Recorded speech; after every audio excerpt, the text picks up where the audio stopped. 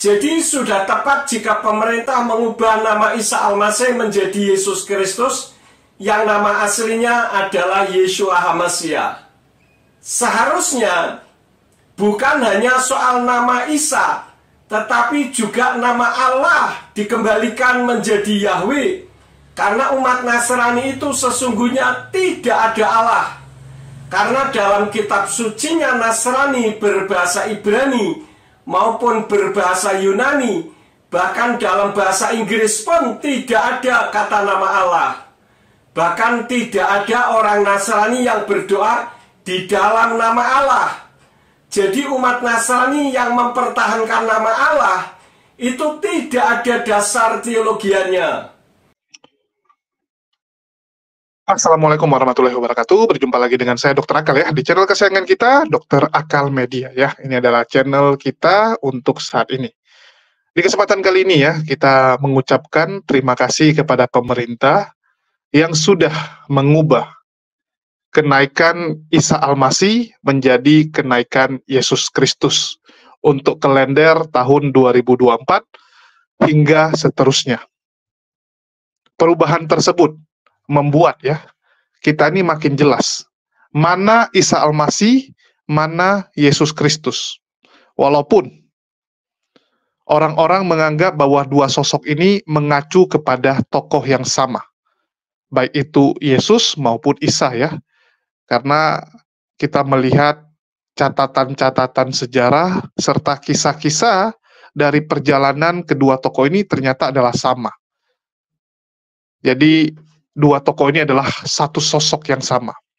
Tetapi yang menjadi perbedaan paling mendasar, umat Muslim mempercayai bahwa Nabi Isa alaihissalam hanyalah seorang utusan, hanyalah seorang manusia, sama seperti kita.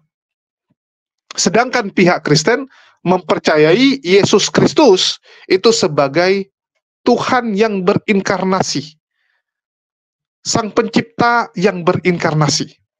Dan itu adalah keyakinan mereka, dan itu urusan mereka lah. Ya, kita nggak perlu ikut campur, mereka mau menuhankan siapa, itu terserah mereka. Tapi yang pasti ya, ini adalah satu hal yang baik. Dan perubahan ini diharapkan bukan hanya sekedar di kalender doang, tetapi teman-teman Kristen bisa tidak lagi menggunakan istilah-istilah Isa Al-Masih serta istilah-istilah Islam di dalam kitab suci mereka dan juga hal-hal yang berbau Kristen. Hal itu diungkapkan oleh seorang pendeta yang bernama Yakob Sulistyo yang kita tahu dari dulu terus bersuara agar umat Kristen Indonesia meninggalkan kata-kata yang diambil, yang diserap dari pihak Muslim. Contohnya penggunaan kata Allah. Kita tahu, banyak orang-orang di luar sana yang masih bingung. Banyak teman-teman dari kalangan Muslim awam maupun jemaat Kristen yang awam itu bingung. Kok tulisannya sama? Cuman pengucapannya saja yang dibuat beda. Umat Muslim mengatakan Allah, sedangkan pihak Kristen Allah gitu kan. Allah.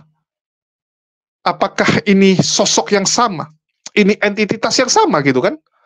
Ini yang masih sering dibuat bingung. Banyak orang-orang di luar sana berpikir ya sama. Ya, itu Allah yang sama gitu. Itu adalah entitas tertinggi yang menciptakan segalanya. Bedanya kalau di Kristen ditambahin dengan Yesus sama Roh Kudus. Kalau di Islam hanya Allah. Banyak orang jemaat-jemaat awam yang berpikir seperti itu. Nah, inilah yang membuat banyak ya.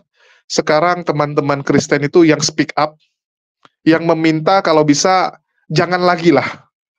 Ya, jangan lagi meneruskan kesalahpahaman ini. Teman-teman Kristen meyakini bahwa ini terjadi salah paham. Salah paham di dalam penggunaan kata ini. Banyak yang sudah mencoba meluruskannya, tetapi kita tahu otoritas pembuatan Alkitab di Indonesia itu ada di tangan LAI, Lembaga Alkitab Indonesia. Sehingga ya masih banyak lah yang harus kita lakukan.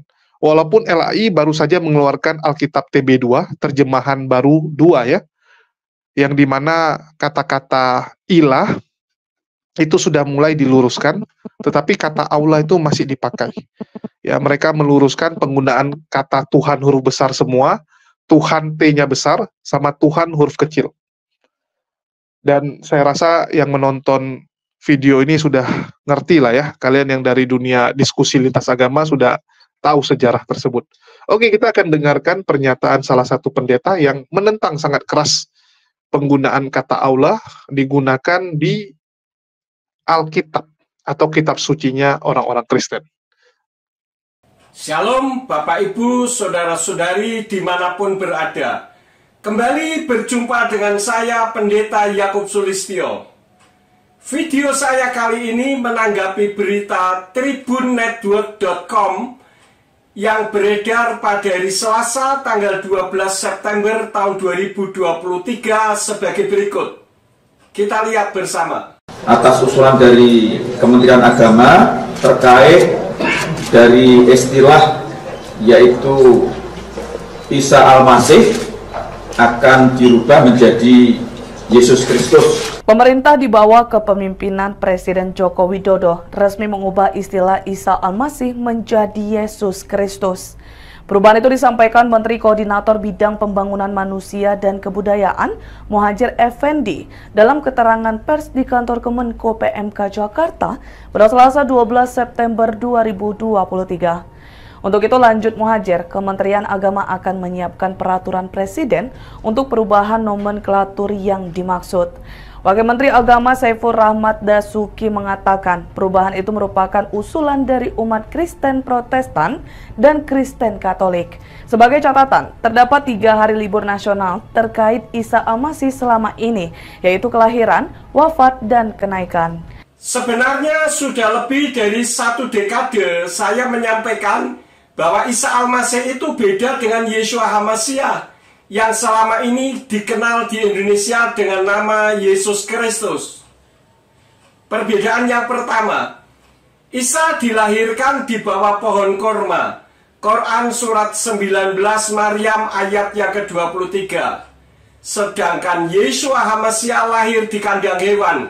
Lukas 2 ayat yang ke-7. Yang kedua, Isa membuat burung dari tanah. Di dalam Quran surat 3 Ali Imran ayat yang ke-49.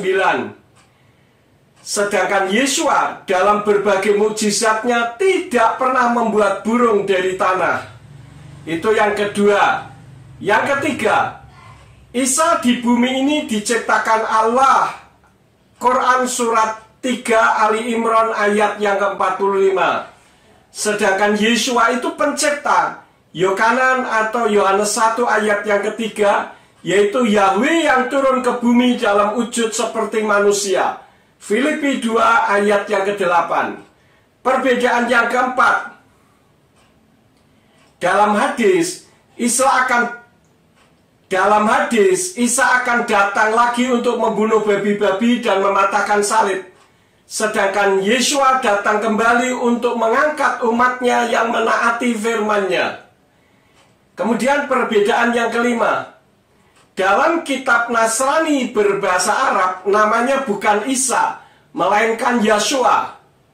Dan masih banyak lagi perbedaan-perbedaan lainnya yang membuktikan bahwa Isa itu beda dengan Yeshua. Beda pribadi ya. Jadi sudah tepat jika pemerintah mengubah nama Isa Al-Masih menjadi Yesus Kristus yang nama aslinya adalah Yeshua HaMashiach. Seharusnya bukan hanya soal nama Isa, tetapi juga nama Allah dikembalikan menjadi Yahweh. Karena umat Nasrani itu sesungguhnya tidak ada Allah. Karena dalam kitab sucinya Nasrani berbahasa Ibrani maupun berbahasa Yunani, bahkan dalam bahasa Inggris pun tidak ada kata nama Allah. Bahkan tidak ada orang Nasrani yang berdoa di dalam nama Allah.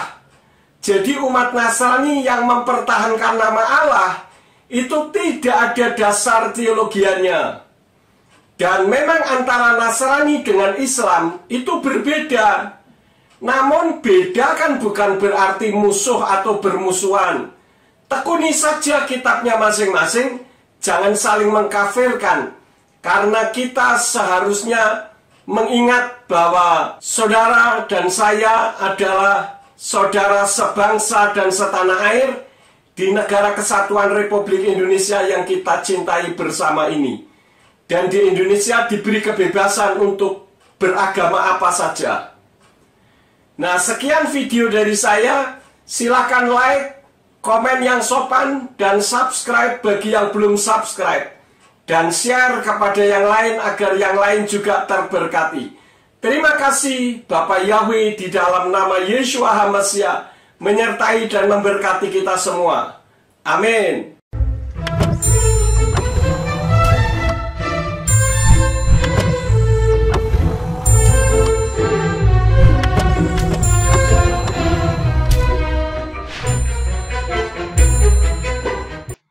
Iya, teman-teman sudah lihat ya. Jadi banyak sebenarnya orang-orang yang sudah menentang penggunaan kata Allah tersebut.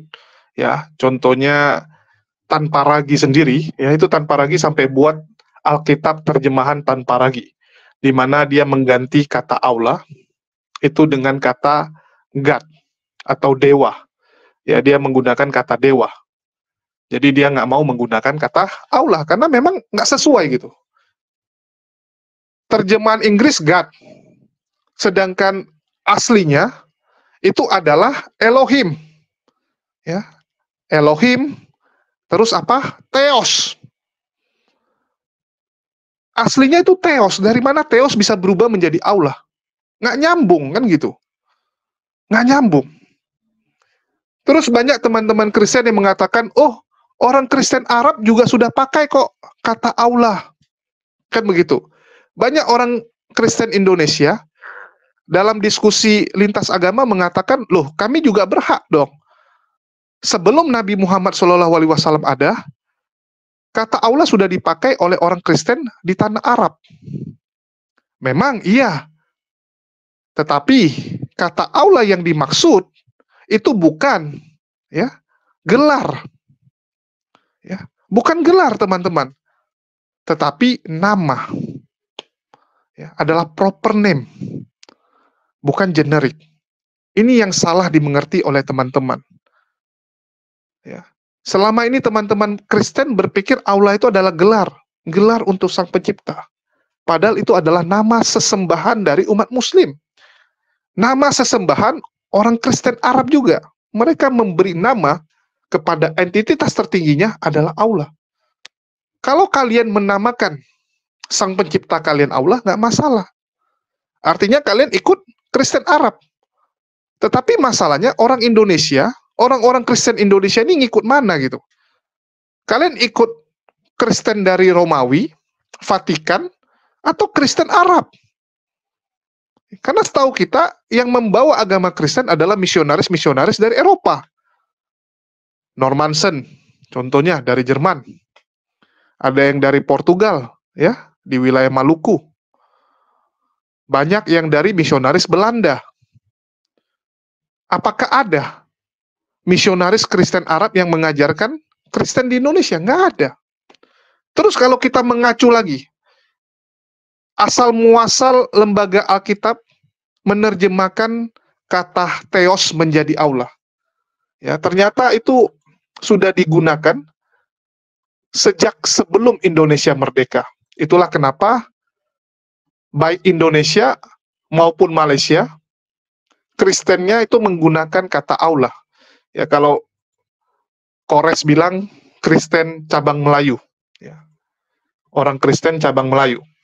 Jadi sejarahnya adalah saat ya, penerjemahan Alkitab itu dilakukan, dan salah satunya adalah dari Leesdekker ya. Ini dari Sarapan Pagi ORG. Websitenya Ibu Rita Wayu ya. Jadi di sini salah satu yang menerjemahkan adalah Leesdekker, Melchior Leesdekker, dilahirkan di Amsterdam. Dia ini adalah seorang teolog yang datang ke Indonesia sebagai pendeta militer Belanda di Jawa Timur. Jadi dia menerjemahkan Alkitab yang sebelumnya itu berbahasa Inggris, Belanda, dan sebagainya untuk menjadi bahasa Melayu. Ya. Jadi kalian bisa lihat, dia menerjemahkan menjadi bahasa Melayu tinggi dan banyak kata-kata pinjaman dari bahasa Arab dan Persia. Jadi dipakailah terjemahan istilah-istilah Arab dan Persia. Terjemahan Lesedeker telah dipakai di Indonesia dan di Semenanjung Malaka selama hampir 2 dekade. Di Semenanjung Malaka, terjemahan ini terus dipakai sampai tahun 1853. Di Indonesia, terjemahan Lesedeker masih dicetak ulang pada tahun 1905 ya. Itulah kenapa di Malaysia juga sama. Ada kata Allahnya. Ya, jadi mereka menggunakan kata Allah karena yang dipakai juga sama, Lesedeker. Ya, revisi terjemahan Lesedeker. Terus dilakukan revisi, kalian bisa lihat di sini ya. Konon pada tanggal 4 Juni 1814 di bawah pimpinan Gubernur Jenderal Thomas Raffles. Ya, ini salah satu gubernur jenderal yang terkenal yang menemukan Singapura ya. Didirikan lembaga Alkitab di Batavia, tetapi kita tidak mengetahui apa-apa mengenai kegiatan lembaga ini. Karena terjemahan Alkitab Lesedeker memakai bahasa Melayu tinggi, yaitu bahasa buku kesusastraan, dan banyak memakai kata-kata pinjaman dari bahasa Arab dan Persia. Ya, kalian bisa lihat di sini. Terus terus dilakukan lagi revisi ya. Dilakukan revisi meminta bantuan Abdullah bin Abdul Qadir. Nah, ini salah satu tokoh yang sangat fatal ya. Sangat berperan ya, yang dikenal dengan sebutan Munshi Abdullah. Ya, jadi disinilah terjadi terjemahan tetap menggunakan kata Allah. Ya, kalian bisa lihat ini orangnya, oleh David Lumondong. Abdullah bin Abdul Qadir, biasa disebut Abdul Qadir Munshi, adalah seorang guru bahasa. Ia berjasa dalam penerjemahan seluruh Alkitab dan guru bahasa bagi misionaris William Milne dan Claudie Thomas yang membutuhkan guru bahasa Melayu, maka beliaulah yang mengajarkan bahasa Melayu pada para misionaris ini. Ya, dia adalah penerjemah Alkitab abad 19 yang memasukkan kata Tuhan Allah. Tuhan Allah di Alkitab adalah hasil terjemahan guru Muslim. Ya, jadi saat dia ditanya ya oleh orang-orang misionaris ini, apa kata yang cocok ya untuk menerjemahkan arti Elohim atau Theos. Elohim atau Theos ya. Maka Abdul Qadir mengatakan Allah. Seandainya Abdul Qadir mengatakan bakso, maka baksolah yang akan dimasukkan di Alkitab tersebut. Ya, tapi Abdul Qadir, karena dia adalah seorang Muslim, ditanya, siapa gitu kan, entitas tertinggi, siapa pencipta langit dan bumi? Kalau di sana kan Elohim, Theos. Kalau di bahasa Melayu siapa? Allah, dijawab sama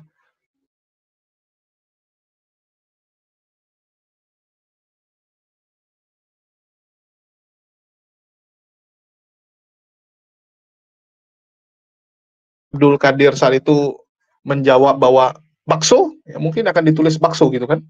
Jadinya bukan Allah lagi. Karena ya kalian bisa lihat lah. Inilah sejarah kenapa Alkitab menggunakan kata Allah. Ya. Jadi kalau teman-teman Kristen bilang, oh di Arab sudah pakai, ya masalahnya nggak ada sejarahnya gitu. Nggak ada sejarahnya Alkitab Indonesia itu ada hubungan dengan Kristen di Arab. Nggak ada hubungan gitu. Beda jalur. Ya. Jadi pihak Muslim juga berharap kalau bisa jangan lagi lah. Ya, jangan lagi digunakan kata Allah. Dan dari hasil diskusi kita ya, bahwa LAI sebenarnya juga ingin mengubah kata Allah tersebut, tetapi mereka bilang nggak segampang itu. Karena lagu-lagu itu sudah pakai kata Allah, dan orang Kristen pada umumnya sudah yakin bahwa ya mereka percaya bahwa Tuhan mereka itu adalah Allah gitu kan. Allah Bapa gitu kan. Sudah Allah Bapa, terus Yesus dan Roh Kudus. Tiba-tiba kata Allah dihilangkan, diganti misalnya jadi Theos. Mereka takut umatnya nanti bingung gitu. Loh, Allahnya berubah gitu kan. Oh, Tuhannya berubah gitu. Jadi ada ketakutan jemaat awam itu akan kebingungan gitu. Kok bisa Tuhannya mereka berubah? Kok bisa Tuhan yang selama ini dikenalkan oleh para pendeta yang bernama Allah Bapa kok jadi Theos Bapa gitu kan? Atau jadi Elohim Bapa? Apakah orang Kristen sudah punya Tuhan baru? Nah, ini kan akan membuat umat awam ini kebingungan. Jadi LAI memutuskan tidak mengubah ya, walaupun banyak sekali tuntutan-tuntutan agar segera merubah kata tersebut. Bahkan ada beberapa organisasi ya yang menuntut LAI untuk segera tidak lagi menggunakan kata Allah dan istilah-istilah Islam di dalam kitab sucinya. Di Malaysia juga sudah dilakukan ya, dilarang menggunakan kata Allah. Ya, di Malaysia juga dituntut dan berhasil. Cuman di Indonesia belum ya, kita nggak tahu kenapa berbeda. Oke, itu untuk penjelasan singkatnya. Dan saya rasa teman-teman kalau mau tahu lebih lengkap, silakan juga dibaca-baca. Ya, kalian bisa cari tahu sejarahnya juga. Dan saya kasih lihat juga ya, bahwa yang tadi saya tampilkan itu dari Pak Yakub Sulistyo sendiri, jadi jangan di ngadi-ngadi kalau saya karang-karang sendiri ya. Nah, nih. Tinggal selangkah lagi yaitu mengubah Allah menjadi Yahweh untuk konsumsi umat Nasrani ya. Jangan lagi menggunakan kata Allah menurut pendeta Yakub Sulistyo. Oke, jadi begitulah. Dan kita juga berharap ya teman-teman Kristen juga mau mengubah nama-nama gereja mereka yang banyak sekali bernama Gereja Isa Al-Masih. Kalau bisa jangan lagi lah Gereja Isa Al-Masih kan. Nah, ini Gereja Isa Al-Masih, nah, Gereja Isa Al-Masih, banyak sekali gereja-gereja di Indonesia itu menggunakan nama Gereja Isa Al-Masih. Dan bagi teman-teman Muslim itu dianggap sebagai ya penghinaan gitu kan, dan kurang cocok gitu. Karena Isa Al-Masih kan nabinya umat Muslim gitu. Sedangkan kalian kan bilang namanya Yesus. Kenapa masih pakai nama Isa Al-Masih? Kalau bisa janganlah. Kalian bisa lihat ya, nggak ada masjid yang namanya Masjid Yesus gitu, nggak ada. Ya. Umat Muslim nggak pernah seperti itu. Umat Muslim pede. Ya, kita pede dengan bahasa-bahasa, kosakata, dan istilah-istilah di Islam. Jadi kita harap jangan ada lagi lah ya, Gereja Isa Al-Masih, website-website yang mencatut nama Isa gitu kan, apalagi yang dilakukan oleh misionaris-misionaris saat menyebarkan agamanya di pedalaman-pedalaman, dikit-dikit suruh umat Muslim untuk percaya dengan Nabi Isa. Kalian baca di Quran kalian, Isa terkemuka gitu kan. Arti dari terkemuka adalah dia itu Tuhan sendiri. Ini kan kacau gitu. Ya, sering kita mendapati seperti itu. Jadi semoga masing-masing jaga pekarangan masing-masing, jangan lagi lompat pagar. Umat Muslim dengan istilah Isa, umat Kristen dengan Yesusnya. Jangan disama-samain. Walaupun ya itu dari sejarah sama, tokoh yang sama, tetapi kan beda maknanya. Beda.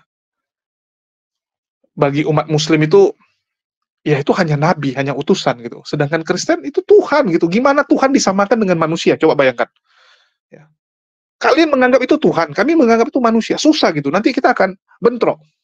Ya. Sama kayak misalnya kita bicara Indonesia menganggap seorang Tengku Umar gitu. Bagi rakyat Indonesia, Diponegoro, Tengku Umar itu pahlawan. Bagi orang Belanda, itu pemberontak. Ya. Tokoh yang sama, Tengku Umar. Bagi mereka itu pemberontak. Jadi kalau kita diskusi siapa itu Tengku Umar, salah-salah kita bisa ribut. Kita ngotot itu pahlawan, mereka ngotot itu pemberontak. Jadi mending nggak usah. Ya.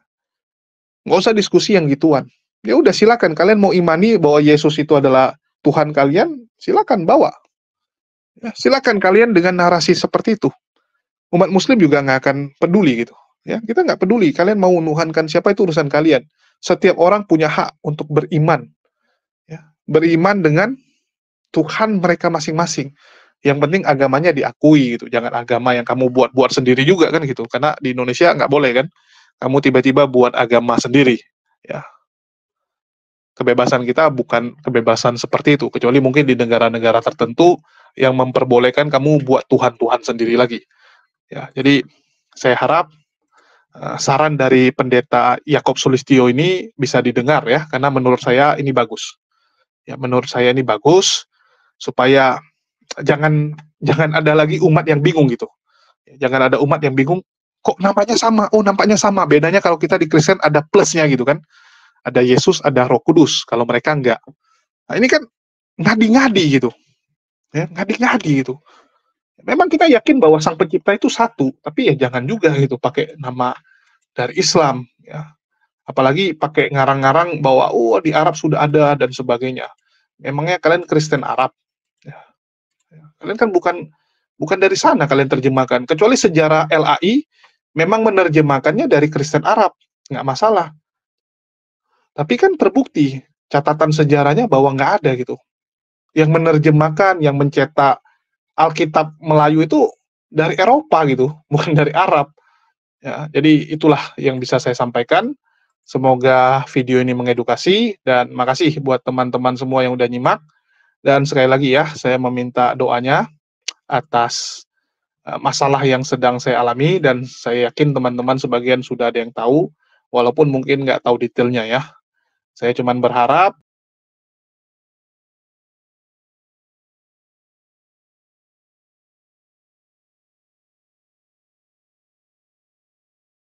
segala cara untuk membungkam kita.